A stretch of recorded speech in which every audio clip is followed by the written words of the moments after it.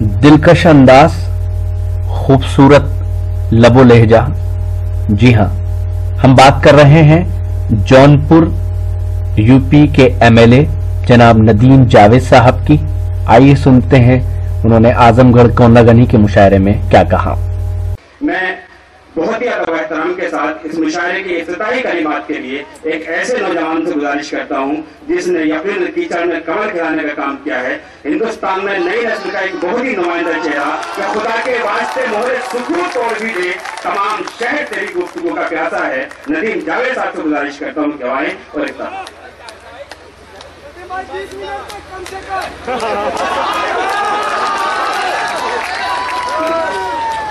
आज के प्रोग्राम के मोहतरम सदर और हम सब लोगों की आबरू मोहतरम ज़रके फैजान साहब, आज के प्रोग्राम के मेहमान खुसूसी इस मुशायरे के, और जिनकी शख्सियत सिर्फ इसलिए नहीं यहाँ पे मदऊ किए गए कि वो एक गवर्नर हैं, बल्कि इसलिए मदऊ किए गए कि उनकी शख्सियत एक बहुत ही अदबी शख्सियत है। और आजमगढ़ की इस अदबी और तारीखी सरजमीन पर यहाँ के आवाम की तरफ से सर आपका इस्तकबाल भी करते हैं मोहतरम गवर्नर साहब। मोहतरमा रीता बहुगुणा जोशी जी, जो बहुत जाना पहचाना चेहरा और बहुत जाना पहचाना नाम इस सरजमीन के लिए और उत्तर प्रदेश के लिए भी। खालिद भाई, जो कि मैं समझता हूँ कि हमारे कौम के लोगों के लिए एक चेहरा है जो इंस्पिरेशन है। इसलिए इंस्पिरेशन है कि एक नौजवान लड़का जो IPS हुआ और मुंबई जैसे शहर में वो एडिशनल कमिश्नर है। में खड़े हो जाइए ताकि जोरदार तालियों के साथ आपका जौनपुर की तारीखी सरजमीन का इस्तकबाल किया जा सके।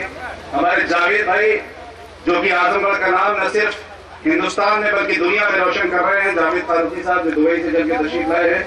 जावेद भाई, आप भी जरा खड़े हो जाइए ताकि लोगों को पता चले कि आजमगढ़ के लोग सिर्फ हिंदुस्तान के अंदर नहीं, दुनिया के अंदर नाम रोशन कर रहे हैं।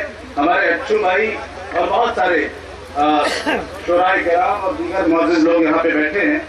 मैं तो सिर्फ, क्योंकि गवर्नर साहब, रीता जी और फैजान साहब तफसीली गुफ्तगू करेंगे, मैं तो सिर्फ आपसे यही कहना चाहता हूँ कि इस गांव में न सिर्फ मुशायरा होता है हर साल, और बहुगुणा जी को और उनकी खिदमत को हम लोग याद करते हैं। और बहुगुणा जी के ताल्लुक से सिर्फ एक बात कहना चाहता हूँ कि बहुगुणा जी ने लीडरशिप का मतलब ये होता है कि जो आने वाले वक्त को पहचान सके, उसकी आंखों में वो नूर हो, वो रोशनी हो जो आने वाले हिंदुस्तान के और दुनिया के चैलेंजेस को समझ सके।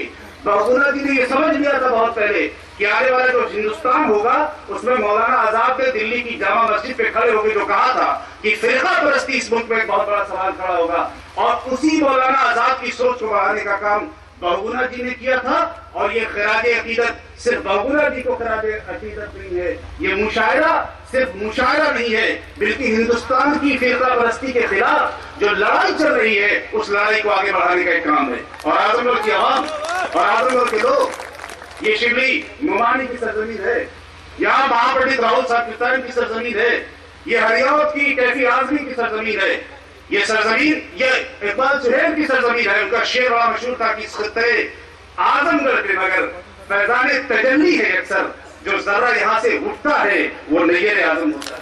एक दो लोग नहीं, हजारों हजार लोगों ने पूरी दुनिया के अंदर, इस मुल्क के अंदर नहीं, दुनिया के अंदर आजमगढ़ का नाम रोशन किया है। आजमगढ़ किसी जिले का नाम नहीं, एक तहजीब का नाम है, एक कल्चर का नाम है, कौमी यकजहती का नाम है, मुशायरों को आगे बढ़ाने का नाम है, उर्दू अदब की खिदमत करने का नाम है, और उर्दू जबान को सिर्फ हिंदुस्तान में नहीं दुनिया में आगे बढ़ाने की लड़ाई लड़ने का काम है। मैं बात है हमारे भाई खड़े हो जाएंगे, साजिद भाई, क्योंकि मुशायरा करना वाकई बड़ा मुश्किल काम होता है। शोराए किराम को इकट्ठा करना, अदबी लोगों को इकट्ठा करना, नेताओं को इकट्ठा करना, और उसके बाद अवाम को एक साथ मुत्तहिद करके एक फोरम पे ले आना। लगातार हर साल ये कोशिश करते हैं, और मैं हर साल ये देखता चला जा रहा हूँ पिछले 3-4 मुशायरों से। मेरी भी खुशकिस्मती है कि आपके बीच में इस तालिब इल्म को आने का मौका मिल पा रहा है। मैं एक बात को महसूस करता हूँ कि साजिद भाई का मुशायरा हर साल के मुकाबले में कहीं बेहतर होता चला जा रहा है, और हम उम्मीद करते हैं कि जो चंद मुशायरे हिंदुस्तान के अंदर बहुत एहतराम के साथ इन मुशायरों का नाम दिया जाता है, आपका मुशायरा भी उनमें से एक है और लगातार तरक्की की तरफ बढ़ रहा है। हम आपके बहुत बहुत शुक्रगुजार हैं कि आप लगातार इस खिदमत को आगे करने का काम कर रहे हैं।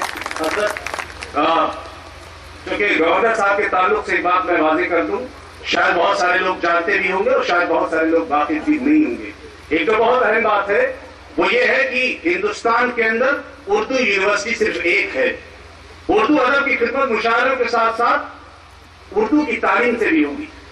اور حیدرآباد میں ایک اردو کی یونیورسٹی ہے بہت بڑی، اور اس اردو یونیورسٹی کو بنانے میں جس شخص کا سب سے اہم رول ہے، ہمیں کہتے ہوئے اس بات کو خوشی ہوتی ہے کہ وہ شخص ہمارے محترم گورنر صاحب ہے، جن کا ڈرافٹ گیا تھا، جن کا نوٹ پرائم منسٹر کی میٹنگ میں گیا تھا کیبنٹ میں، اور ان کے نوٹ کی وجہ سے اور ان کی سوچ کی وجہ سے یہ ممکن ہو پایا کہ حیدرآباد کے اندر اردو ادب کی خدمت کرنے کے لیے ایک بہت بڑی انٹرنیشنل یونیورسٹی بنی،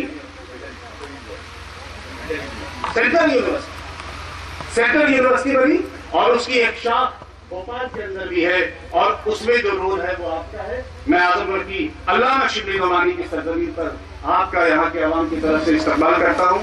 آج کی شام بہت خوبصورت شام ہوگی، اس میں کہیں کوئی دو رائے نہیں. آج کی شام ناظرین جب اتنا حسین ہے، شام غم، کچھ اس نگاہ ناز کی باتیں کرو، بے خودی بڑھتی چلی ہے راز کی باتیں کرو، نگہتے زلفے پریشاں داستان حسن یار، صبح ہونے تک اسی انداز کی باتیں کرو. لیکن میں فیض کا ایک شعر اکثر سناتا ہوں.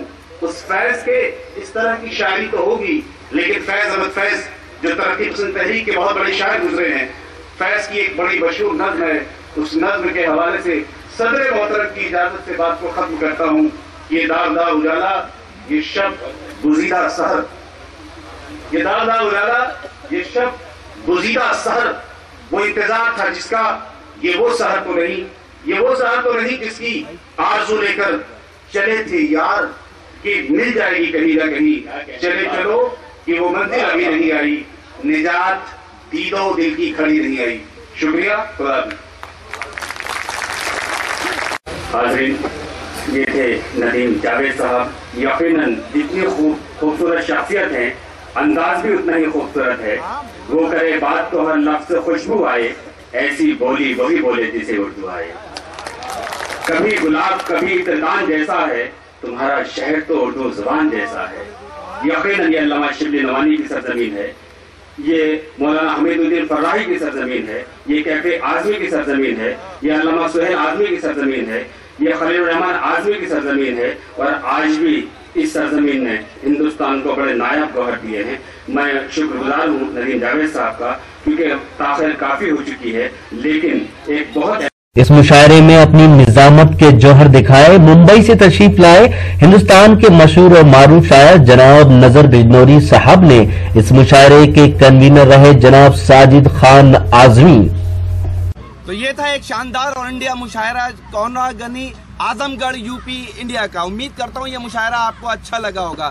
یہ مشاعرے کا ایک ویڈیو نہیں ہے. اگر آپ اور مشاعرے کے ویڈیو دیکھنا چاہتے ہیں تو ہماری web site www.rockytalkmedia.com log in کر سکتے ہیں. اگر آپ آن لائن مشاعرے سننا چاہتے ہیں یا کھٹی میٹھی گپ شپ کرنا چاہتے ہیں تو راکی ٹاک سوشل موبائل اپلیکیشن آج ہی اپنے موبائل میں ڈاؤن لوڈ کریں. پھر کسی شہر سے کسی اور مشاعرے کو آپ تک پہنچائیں گے. کیمرہ پرسن ریحان خان کے ساتھ شفیق خان، اعظم گڑھ یو پی سے راکی ٹاک کے لیے.